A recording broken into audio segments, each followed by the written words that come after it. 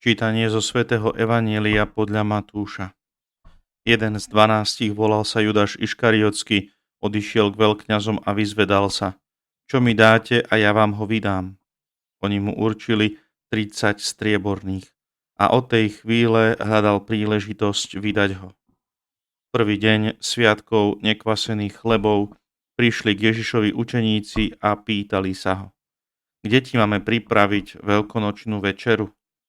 On povedal: Choďte do mesta k istému človekovi a povedzte mu: Učiteľ odkazuje, môj čas je blízko. U teba budem jesť so svojimi učeníkmi veľkonočného baránka. Učeníci urobili, ako im Ježiš rozkázal, a pripravili veľkonočného baránka. Keď sa zvečerilo, zasadol s 12 za stôl.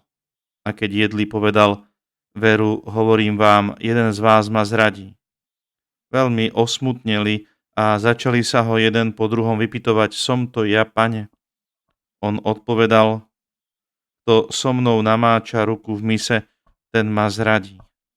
Syn človeka síce ide, ako je o ňom napísané, ale beda človekovi, ktorý zrádza syna človeka. Pre toho človeka by bolo lepšie, keby sa nebol narodil.